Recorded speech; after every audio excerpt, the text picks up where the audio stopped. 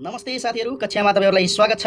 आज हामी संघीय प्रासा अन्तर्गत रहेर नेपालको शैक्षिक प्रशासन र संगठन शीर्षकबाट के कस्ता प्रश्नहरू अहिलेसम्म सोधिएका छन्, के कस्ता प्रश्नहरू सोधिने सम्भाव्यता भएका छन्, त्यस्ता 53 वटा महत्त्वपूर्ण प्रश्नहरू छन् साथीहरू, जसलाई हामीले अध्ययन गर्नै पर्नेछ, पढ्नै पर्नेछ, याद गर्नै पर्नेछ। यस च्यानलमा हामी यस्तै प्रासाका चाहिँ प्रत्येक पाठगत रूपमा कक्षाहरू र शिक्षक सेवाका कक्षाहरू पनि ल्याउँदै आएका छौँ र ल्याउँदै आउने पनि छौँ। तपाईँ च्यानलमा नयाँ हुनुहुन्छ भने च्यानललाई सब्स्क्राइब गर्नुहोला, यस्तै कक्षाहरू तपाईले पाउनुहुनेछ भन्दै आजको कक्षा म सुरु गर्न गए। पहिलो प्रश्न साथीहरू, पहिलो निकै महत्त्वपूर्ण प्रश्न, शिक्षा विज्ञान तथा प्रविधि मन्त्रालयमा कतिवटा शाखा रहेका छन्? अब यो एकदमै महत्त्वपूर्ण र सबैलाई थाहा भएको प्रश्न पनि होला सायद। यसका चाहिँ 7वटा महाशाखा शिक्षा मन्त्रालयमा रहेका छन् भन्ने कुरा पनि हामीले जान्नु पर्यो साथीहरू। अनि अब प्रश्न नम्बर 2 तर्फ लागौँ साथीहरू। प्रश्न नम्बर 2 तर्फ, मापदण्ड गुणस्तर तथा तथ्याङ्क शाखा कुन महाशाखा अन्तर्गत पर्दछ? यो चाहिँ तपाईको चाहिँ शिक्षा मन्त्रालय अन्तर्गत नै पर्ने शाखा हो। र अब यो शाखा चाहिँ कुन महाशाखा अन्तर्गत पर्छ, 7वटा मध्ये कुन महाशाखा अन्तर्गत पर्छ भन्ने निकै महत्त्वपूर्ण प्रश्न छ साथीहरू। त यसको विकल्पतर्फ जाउँ साथीहरू। विद्यालय शिक्षा महाशाखाभित्र पर्छ कि पारमाणविक पदार्थ व्यवस्थापन महाशाखाभित्र पर्छ कि प्रशासन महाशाखाभित्र पर्छ, योजना तथा अनुगमन महाशाखाभित्र पर्छ?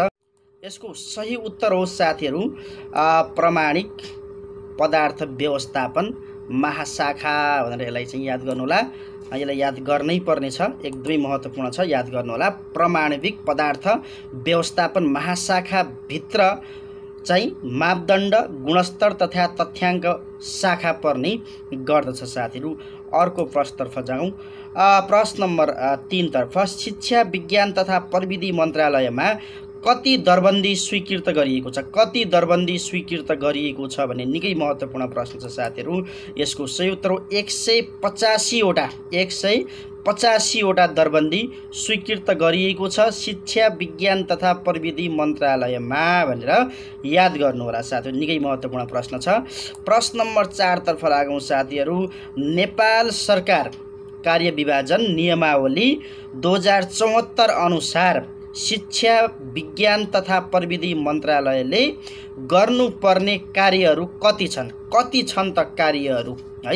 शिक्षा मन्त्रालयले गर्नुपर्ने कार्यहरू कति तोकिएको छ त भन्दाखेरि 34 वटा कार्यहरू, 34 वटा बुँदामा कार्यहरू तोकिएको छ। एकदमै महत्त्वपूर्ण प्रश्न साथीहरू, याद गर्नुहोला।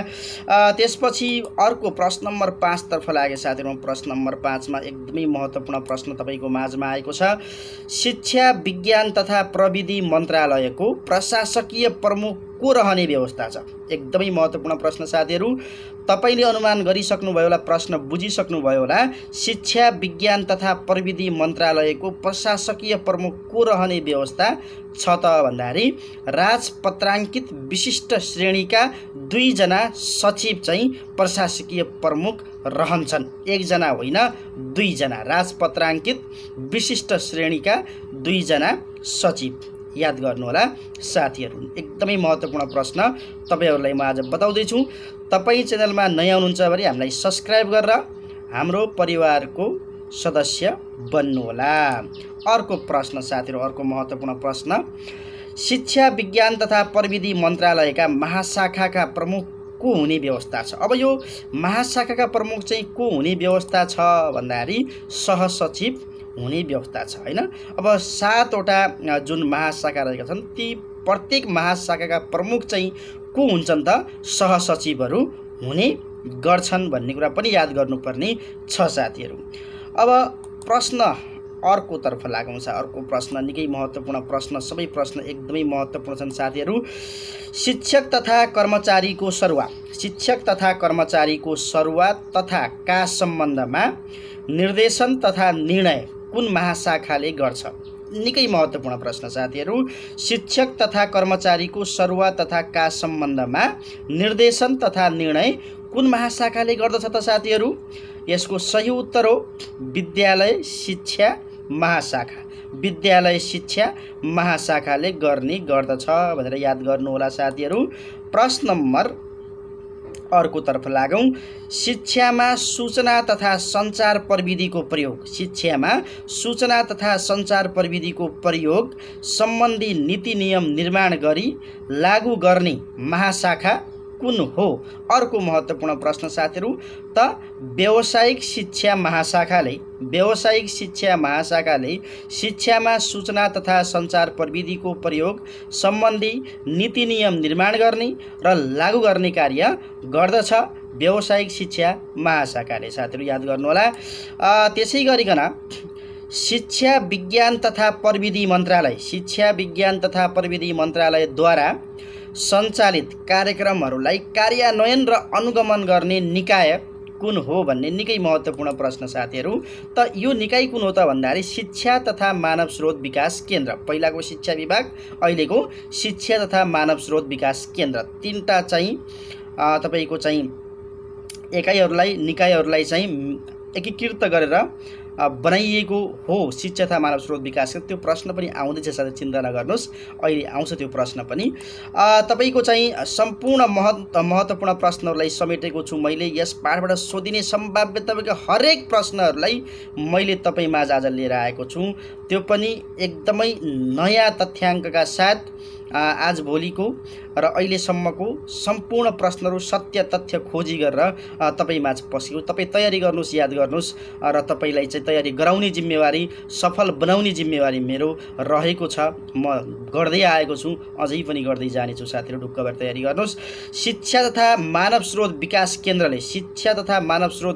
केन्द्रले कतिवटा उद्देश्यहरू तय गरेको छ? शिक्षा तथा मानव स्रोत विकास केन्द्रले कतिवटा उद्देश्यहरू तय गरेको छ त साथीहरू? 7 वटा उद्देश्यहरू तय गरेको छ।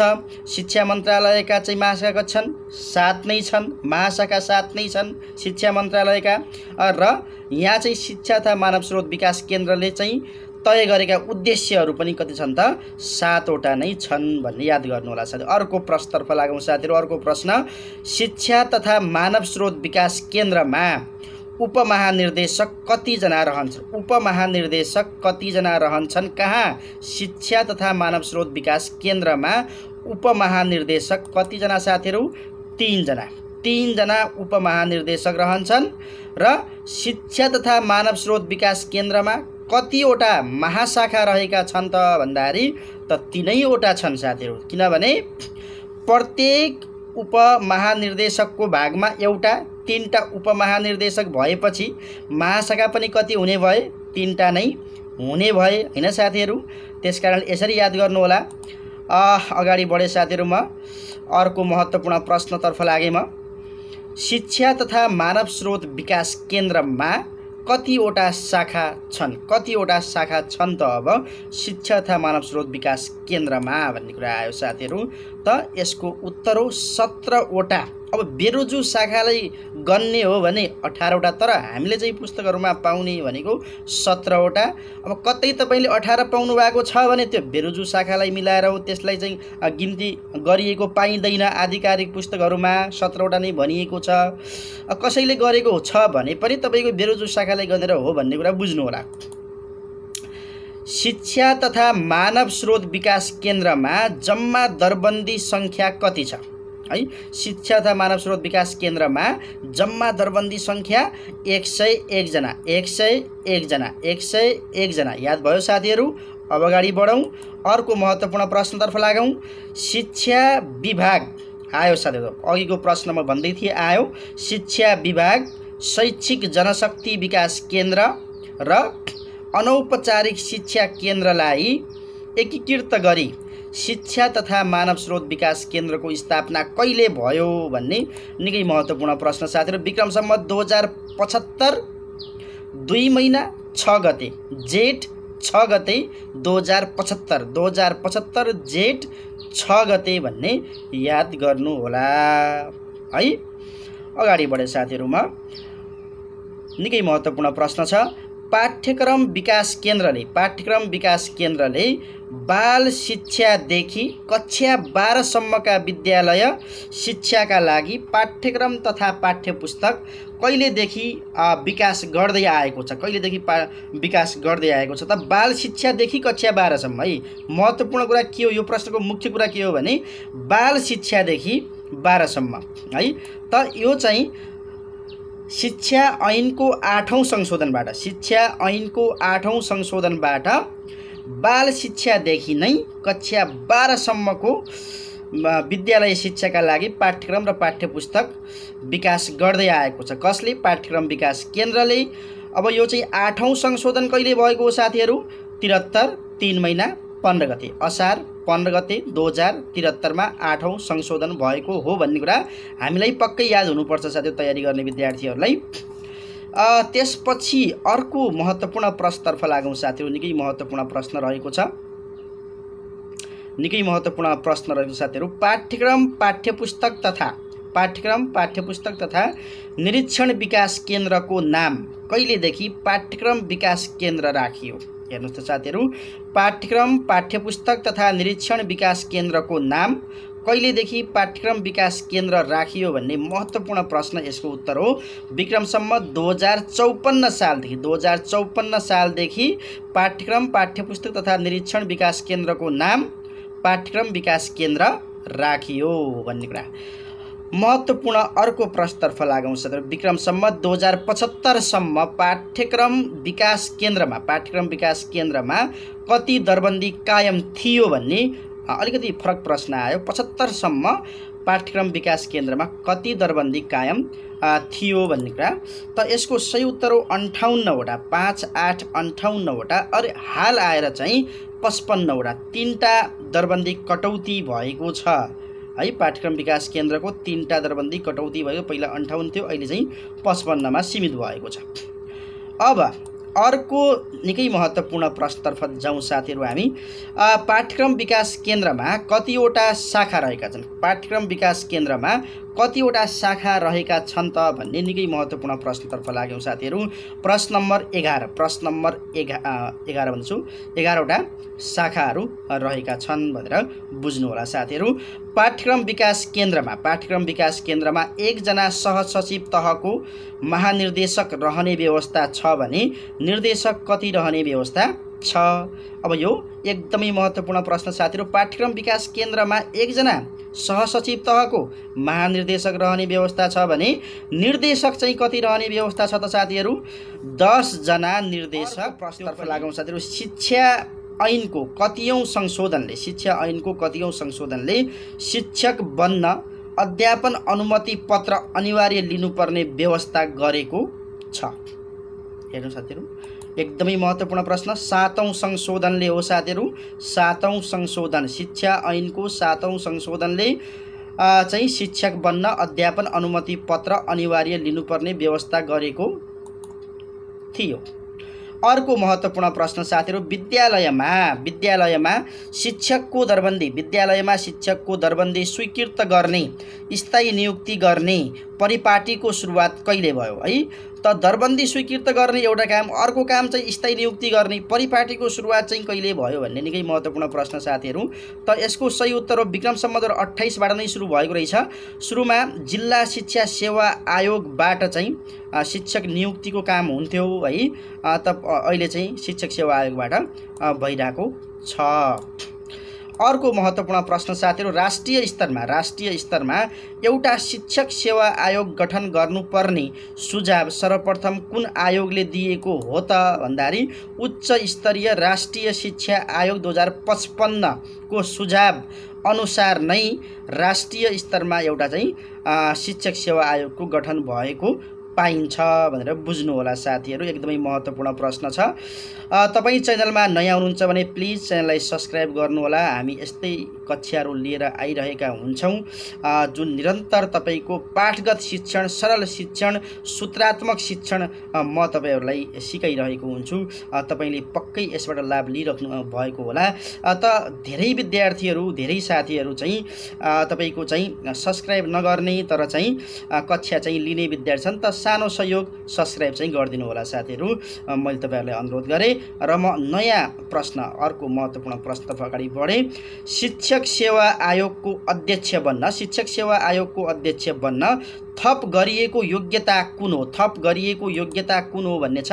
त थप गरिएको योग्यता नेपाल सरकारको विशिष्ट श्रेणीमा कम्तीमा 5 वर्ष काम गरेको हुनुपर्ने भन्ने योग्यता चाहिँ थप भएको हो है। यो बुझ्नु होला साथीहरू, यो चाहिँ छ तपाईँको चाहिँ पढेको नै प्रश्न हो। अर्को प्रश्नतर्फ लागौँ साथीहरू। प्रश्न नम्बर अर्को, यहाँ प्रश्न मैले दिएको छैन, 53वटा महत्त्वपूर्ण प्रश्न मैले यहाँ समेटेको छु। शिक्षक सेवा आयोग नियमावली कहिले जारी गरियो? तपाईँको पुस्तकमा पनि यी प्रश्न थोरै होलान् साथीहरू। मैले चाहिँ धेरै ठाउँबाट तपाईँको खोजेर आफूले अहिलेसम्म पढेको र फेरि पनि तपाईँको चाहिँ विभिन्न प्रतिवेदन पढिरहेको हुन्छु, त्यसबाट चाहिँ तपाईँहरूलाई सही सत्य तथ्य ज्ञान पस्कने प्रयास मेरो सधैँ रहन्छ। शिक्षक सेवा आयोग नियमावली कहिले जारी गरियो भन्ने प्रश्न छ। शिक्षक सेवा नियमावली कहिले जारी गरियो त? 2057मा, विक्रम सम्वत 2057 भन्ने याद गर्नुहोला साथीहरू। अब अर्को महत्त्वपूर्ण प्रश्न, शिक्षक सेवा आयोगमा 1 जना अध्यक्ष र 1 जना महिला सहित 2 जना सदस्य रहने व्यवस्था कहिलेबाट भयो? 3 सदस्यीय शिक्षक सेवा हुन्छ जसमा एउटा अध्यक्ष, 2टा सदस्यमा एउटा महिला रहने व्यवस्था छ। त्यो कहिलेबाट यो व्यवस्था भयो त भन्दाखेरि शिक्षा ऐनको 8औं संशोधन 2073बाट नै भएको हो साथीहरू यो पनि। त्यसकारणले 8औं संशोधन महत्त्वपूर्ण छ, यो याद गर्नुहोला साथीहरू। शिक्षक सेवा आयोगको प्रशासकीय प्रमुख को रहने व्यवस्था छ? शिक्षक सेवा आयोगको प्रशासकीय प्रमुख को रहने व्यवस्था छ भन्ने निकै महत्त्वपूर्ण प्रश्न तपाईँ पस्के साथीहरू। यसको सही उत्तर हो राजपत्राङ्कित प्रथम श्रेणी सहसचिव शिक्षा सेवा हेर्ने है। शिक्षा सेवातर्फको राजपत्राङ्कित प्रथम श्रेणीको सहसचिव चाहिँ प्रशासकीय प्रमुख रहने व्यवस्था छ शिक्षक सेवा आयोगको भनेर याद गर्नुहोला। शिक्षक सेवा आयोगको सचिवालयमा जम्मा कति जनाको दरबन्दी रहेको छ त? शिक्षक सेवा आयोगको सचिवालयमा जम्मा दरबन्दी कति छ त साथीहरू? 40 जना मात्रै हो, 40 जना मात्रै। त 2075 3 महिना 3 गते भन्दा पहिला चाहिँ 34 जना मात्रै थियो, आजभोलि थप भएको छ। तपाईँको 6वटा दरबन्दी थप भएर 40वटा बनेको छ, यो पनि याद गर्नुहोला। अब फेरि म अर्को महत्त्वपूर्ण प्रश्नतर्फ लागे साथीहरू। विद्यालय शिक्षक किताबखानाको स्थापना कहिले भएको हो? विद्यालय शिक्षक किताबखानाको स्थापना कहिले भएको हो त साथीहरू? विक्रम सम्वत 2054 सालमा भएको हो। अर्को प्रश्न साथीहरू, राष्ट्र सेवक किताबखानालाई सङ्घीय मामिला तथा सामान्य प्रशासन मन्त्रालय अन्तर्गत केन्द्रीय निकायको रूपमा कहिले स्थापना गरियो? यो एकदमै नयाँ प्रश्न साथीहरू। यसमा बुझ्नुपर्ने एउटा कुरा के छ भने पहिला शिक्षा मन्त्रालय अन्तर्गत यो रहन्थ्यो हैन, त्यसपछि चाहिँ यो सामान्य प्रशासन मन्त्रालय सङ्घीय मामिला तथा सामान्य प्रशासन मन्त्रालय अन्तर्गत केन्द्रीय निकायको रूपमा स्थापना गरियो। अब यो चाहिँ तपाईँको चाहिँ विक्रम सम्वत 2075बाट हो, विक्रम सम्वत 2075बाट। तर यहाँ बुझ्नुपर्ने कुरा के छ भने साथीहरू, यो अझै पनि कार्यान्वयन भएको छैन है, लिखितम छ, कार्यान्वयन भएको छैन भन्ने कुरा बुझ्नु होला। तर अब कहिलेकाहीँ सोध्न सक्छ यस्तो प्रश्न, कतै पनि हामी समस्यामा नरहौँ, सबै प्रश्नलाई बुझेर पढौँ। अर्को महत्त्वपूर्ण प्रश्न साथीहरू, शिक्षकहरूको वार्षिक तलब विवरण पारित गर्ने गराउने कार्य कसले अथवा कसको? निकै महत्त्वपूर्ण प्रश्न, एकदमै महत्त्वपूर्ण प्रश्न साथीहरू। शिक्षकहरूको वार्षिक तलब विवरण पारित गर्ने गराउने कार्य कसको हो भन्ने कुरा आयो। त यो विद्यालय शिक्षक किताबखानाको हो। विद्यालय शिक्षक किताबखानामा जम्मा कति दरबन्दी स्वीकृत भएको छ भन्ने छ। यो चाहिँ सही उत्तर 15 जना है, 15 जना विद्यालय शिक्षक किताबखानामा जम्मा दरबन्दी कति त साथीहरू? 15 जना। अर्को प्रश्न साथीहरू, शिक्षा मन्त्रालय अन्तर्गत शैक्षिक गुणस्तर परीक्षण केन्द्रको स्थापना कहिले भयो भन्ने निकै महत्त्वपूर्ण प्रश्न साथीहरू। त यसको सही उत्तर रहेको छ विक्रम सम्वत 2066 कार्तिकमा भएको हो। यो प्रश्न याद भएकै होला, धेरै तपाईको आइराख्ने सोधिराख्ने प्रश्न र याद पनि भइराख्ने प्रश्न हो। विद्यार्थीहरूको सिकाइ उपलब्धि राष्ट्रिय परीक्षण गर्ने कार्य कसले गर्दछ? एकदमै महत्त्वपूर्ण प्रश्न साथीहरू, सबै प्रश्न एकदमै महत्त्वपूर्ण छन् साथीहरू। त शैक्षिक गुणस्तर परीक्षण केन्द्रले विद्यार्थीहरूको सिकाइ उपलब्धि राष्ट्रिय परीक्षण गर्ने कार्य गर्दछ भनेर याद गर्नुहोला साथीहरू। अर्को महत्त्वपूर्ण प्रश्न साथीहरू, शैक्षिक गुणस्तर परीक्षण केन्द्रमा जम्मा कति दरबन्दी स्वीकृत छ अथवा छन् भन्ने कुरा। त 31वटा दरबन्दी स्वीकृत छन्। कहाँ त? शैक्षिक गुणस्तर परीक्षण केन्द्रमा भनेर याद गर्नुहोला साथीहरू। अर्को महत्त्वपूर्ण प्रश्न साथीहरू, शैक्षिक गुणस्तर परीक्षण केन्द्रको महानिर्देशकको मातहतमा कति एकाइहरू रहेका छन्? शैक्षिक गुणस्तर परीक्षण केन्द्रको महानिर्देशकको मातहतमा कति एकाइहरू रहेका छन् साथीहरू? 4वटा एकाइहरू रहेका छन्। शैक्षिक गुणस्तर परीक्षण केन्द्रमा 4वटा एकाइहरू रहेका छन्। कसको मातहतमा? महानिर्देशकको मातहतमा। शैक्षिक गुणस्तर परीक्षण केन्द्रमा कतिवटा विषय समितिहरू रहने व्यवस्था छ? त विषय समितिहरू कतिवटा रहन्छन् शैक्षिक गुणस्तर परीक्षण केन्द्रमा भन्दाखेरि ठ्याक्कै 4 को डबल गर्नुस् 8वटा हैन। 4वटा एकाइ अनि विषय समितिहरू 8वटा भनेर याद गर्नु होला। म चाहिँ अगाडि बढे। च्यानलमा नयाँ हुनुहुन्छ भने सब्स्क्राइब गरेर सहयोग गर्नु होला। प्रदेशमा शिक्षा सम्बन्धी सम्पूर्ण कार्य कुन मन्त्रालयले गर्दछ? प्रदेशमा शिक्षा सम्बन्धी सम्पूर्ण कार्य कुन मन्त्रालयले गर्दछ भन्ने कुरा आयो। त यो कुन मन्त्रालयले गर्दछ त साथीहरू? सामाजिक विकास मन्त्रालयले गर्दछ है। सङ्घीय प्रासका अथवा स्थानीय प्रासका सम्पूर्ण कक्षाहरू च्यानलमा उपलब्ध छन् साथीहरू। स्टडी विथ विनोदमा गएर भिडियोजमा गएर जम्मै क्लासहरू तपाईले लिन सक्नुहुन्छ। हेर्नु होला चाहिएको कक्षा, र त्यहाँ छैन भने कमेन्ट बक्समा लेख्नु, त्यो कक्षा तपाईको बनेर आउँछ, चिन्ता गर्नु पर्दैन। प्रदेशमा शिक्षा विकास निर्देशनालय कुन मन्त्रालय अन्तर्गत रहन्छ? प्रदेशमा शिक्षा विकास निर्देशनालय, यो पहिला तपाईको क्षेत्रीय शिक्षा निर्देशनालय हुन्थ्यो, त्यसैलाई अब चाहिँ 7 प्रदेशमा एउटा चाहिँ गरेर शिक्षा विकास निर्देशनालय बनाएको छ। त यो पनि सामाजिक विकास मन्त्रालय अन्तर्गत नै रहन्छ भन्ने कुरा बुझ्नुभयो। त्यो पनि प्रदेशमा है, अहिले प्रदेश अन्तर्गत आयो। अब प्रत्येक शिक्षा विकास निर्देशनालयमा कति दरबन्दी वितरण गरिएको छ है? त कति दरबन्दी वितरण गरिएको छ त? 35। अब एउटामा 35, अब कति छन् त निर्देशनालय? 7 छन्। 7 प्रदेशमा एउटा छन् हैन। त 35 × 7 गर्नु होला, त्यति चाहिँ दरबन्दी वितरण गरिएको छ एउटामा 35वटा है, याद गर्नु होला। प्रदेश शिक्षा तालिम केन्द्र, अब यो शिक्षक तालिमको कुरा जुन छ, शिक्षक तालिमलाई पनि प्रदेशको भागमा छोडिदियो, प्रदेशको जिम्मामा छोडिदियो। त प्रदेश शिक्षा तालिम केन्द्रमा जम्मा कति दरबन्दी स्वीकृत छन् त भन्दाखेरि 17वटा दरबन्दी स्वीकृत छन्। 17वटा दरबन्दी स्वीकृत छन्। अब जिल्ला शिक्षा विकास तथा समन्वय एकाइ कुन कार्यालय अन्तर्गत रहन्छ? यो एकदमै झुक्क्याउने प्रश्न। धेरै साथीहरूले यो प्रश्नमा अन्यलता आउला है, तर चाहिँ यो प्रश्न एकदमै महत्त्वपूर्ण छ साथीहरू, राम्रोसँग पढ्नु होला। जिल्ला शिक्षा विकास तथा समन्वय एकाइ कुन कार्यालय अन्तर्गत रहन्छ? यहाँ धेरैले चाहिँ स्थानीय तह भन्नु होला, नगरपालिका गाउँपालिका भन्नु होला, त्यसो होइन साथीहरू। यो चाहिँ जिल्ला प्रशासन कार्यालय अन्तर्गत रहने तपाईको चाहिँ एकाइ हो है। अर्को महत्त्वपूर्ण प्रश्न साथीहरू, शिक्षा विकास तथा समन्वय एकाइहरूलाई कति समूहमा विभाजन गरिएको छ? शिक्षा विकास तथा समन्वय एकाइहरूलाई कति समूहमा विभाजन गरिएको छ भन्ने प्रश्न हो। 4 समूहमा विभाजन गरिएको छ साथीहरू। क, ख, ग र घ गरेर 4 समूहमा विभाजन गरिएको छ।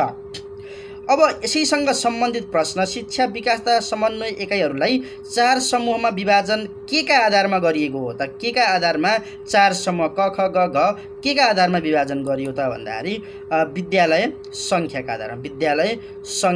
आधारमा विभाजन गरियो भन्ने कुरा छ। अर्को महत्त्वपूर्ण प्रश्न तपाईमाझ आएको छ साथीहरू, उच्च माध्यमिक शिक्षा परिषद र परीक्षा नियन्त्रण कार्यालयलाई एकीकृत गरी कहिले राष्ट्रिय परीक्षा बोर्डको गठन गरियो, दुईटालाई चाहिँ मर्ज गरेर एउटा बनाइयो, राष्ट्रिय परीक्षा बोर्ड बनाइयो। त्यो कहिले बनाइयो, कहिले गठन गरियो भन्ने कुरा हो। त शिक्षा ऐनको 8औं संशोधन फेरि आयो, शिक्षा ऐनको 8औं संशोधन 73-3-15बाट नै यो काम पनि भएको हो भन्ने याद गर्नु होला साथीहरू। म अगाडि बढेँ। माध्यमिक शिक्षा परीक्षा कक्षा 10 र माध्यमिक शिक्षा उत्तीर्ण परीक्षा कक्षा 12 भनी नामाकरण कहिले गरियो भन्ने कुरा आयो अब है। त यो नामाकरण चाहिँ कहिले गरियो त अब है। पहिला चाहिँ तपाईँको चाहिँ उच्च माध्यमिक शिक्षा थियो होइन, त्यो उत्तीर्ण परीक्षा थियो, त्यो एसएलसी थियो होइन। त्यो यो सबैलाई हटाएर अहिले चाहिँ माध्यमिक शिक्षा परीक्षा कक्षा एसई होइन र तपाईँको चाहिँ माध्यमिक शिक्षा उत्तीर्ण परीक्षा कक्षा 12 भन्ने नामाकरण कहिले गरियो त साथीहरू? 2073 7 महिना 18 गते 2073 7 महिना 18 गते शिक्षा मन्त्रालयबाट मन्त्री स्तरीय निर्णय हो। यो शिक्षा मन्त्रीले गरेको, शिक्षा मन्त्रालयबाट चाहिँ स्वीकृत भएको चाहिँ निर्णय हो यो। 2073 7 महिना 18 गतेको निर्णय। राष्ट्रिय परीक्षा बोर्डमा हाल कति महाशाखा र शाखा रहेका छन्? राष्ट्रिय परीक्षा बोर्डमा महाशाखा र शाखाको कुरा गरौँ अब। 5 महाशाखा 11 शाखा, 5 महाशाखा 11 शाखा राष्ट्रिय परीक्षा बोर्ड। अर्को महत्त्वपूर्ण प्रश्न साथीहरू, राष्ट्रिय परीक्षा बोर्ड कति सदस्यीय गठन हुन्छ अथवा राष्ट्रिय परीक्षा बोर्डमा कति सदस्य हुन्छन् भन्ने कुरा हो। त यसको सही उत्तर यहाँ तपाईँको स्क्रिनमा आएको छ, 11 सदस्यीय। अनि अध्यक्षको नियुक्ति कसले गर्दछ? राष्ट्रिय परीक्षा बोर्डको अध्यक्षको नियुक्ति कसले गर्दछ भन्ने प्रश्न आयो भने, यस्तो प्रश्न आयो भने नेपाल सरकारले चाहिँ नियुक्त गर्ने गर्दछ भनेर, शिक्षा मन्त्रालयले होइन नेपाल सरकारले भन्ने अलि झुक्किने सम्भावना यहाँ हुन्छ। एसई परीक्षा दिने विद्यार्थीहरूलाई सहयोग पुर्याउन रेडियो, टेलिभिजन र युट्युब च्यानल कुन निकायले एसई सहयोग कार्यक्रम सञ्चालन गरिरहेको छ? विभिन्न चाहिँ प्रविधि मार्फत कक्षाहरू सञ्चालन गरिरहेको छ। यो कसले गरिरहेको छ भन्ने हो। त शिक्षा तथा मानव स्रोत विकास केन्द्र, शिक्षा तथा मानव स्रोत विकास केन्द्रले गरिरहेको छ। एसई परीक्षाको लागि विशिष्टीकरण तालिका र नमुना प्रश्नपत्र कसले निर्माण गर्दछ? यो सुन्ने बित्तिकै हामीलाई लाग्ला कि राष्ट्रिय परीक्षा बोर्डले नै त होला नि, अब उसैले परीक्षा लिने हो, नमुना प्रश्नपत्र पनि त्यसैले बनाउला त अरू कसले बनाउला भन्ने हुन्छ। तर पाठ्यक्रम विकास केन्द्रले बनाउने हो साथीहरू, पाठ्यक्रम विकास केन्द्रले बनाउने हो। यसको सही उत्तर याद गर्नु होला साथीहरू। एकदमै महत्त्वपूर्ण प्रश्नहरू छन् साथीहरू। तपाईँ च्यानलमा नयाँ हुनुहुन्छ भने अनुरोध मेरो के छ भने च्यानललाई सब्सक्राइब गर्नुहोला, सब्सक्राइबर हुनुहोला हाम्रो च्यानलको। त्यसले फाइदा के हुन्छ भने तपाईको कुरा मैले सुन्ने गर्छु, अन्यथा म तपाईको कुरा सुन्दैन हैन। यति फाइदा हुन्छ, तपाईका समस्याहरू समाधान, तपाईले प्रश्न पठाउँदा पनि त्यसको उत्तर म तपाईले पठाउने छु। धेरै फाइदा छ साथीहरू, तयारी गर्न धेरै सहयोग पुर्याइरहेको छु मैले। शिक्षा विकास निर्देशनालय प्रदेश नम्बर 7 को कार्यालय कहाँ रहेको छ? अब यो प्रश्न हेर्नुस् है, शिक्षा विकास निर्देशनालय प्रदेश नम्बर 7 को कार्यालय कहाँ रहेको छ? त यो शिक्षा विकास निर्देशनालय कार्यालय नै कहाँ हुन्छ त? राजधानी, प्रदेशको राजधानीमा हुन्छ। त सबै प्रदेशको राजधानीमा शिक्षा विकास निर्देशनालय छ। त 7 को कहाँ होला? धनगढीमा होला, कैलालीको धनगढीमा होला हैन साथीहरू। शिक्षा तथा मानव स्रोत विकास केन्द्रको कार्यहरूमा तलको कुन पर्दैन? अब यहाँ चाहिँ विकल्प रूपतर्फ जाउँ साथीहरू। अब यो शिक्षक तालिम, सिकाइ उपलब्धि परीक्षण, व्यवस्थापन तालिम, अनौपचारिक शिक्षा, यसको यसको चाहिँ सही उत्तर चाहिँ ख हो साथीहरू। यसको सही उत्तर यो चाहिँ ख नम्बरको हो। सिकाइ उपलब्धि परीक्षण, सिकाइ उपलब्धि परीक्षण हैन। व्यवस्थापन तालिम पनि होइन, अनौपचारिक शिक्षा तपाईँ कुन पर्दैन भनेको छ त? सिकाइ उपलब्धि परीक्षण पर्दैन, किनभने यो चाहिँ तपाईको चाहिँ गुणस्तरले हेर्ने कुरा हो। तपाईको चाहिँ राष्ट्रिय गुणस्तर तपाईको चाहिँ अनुगमन तथा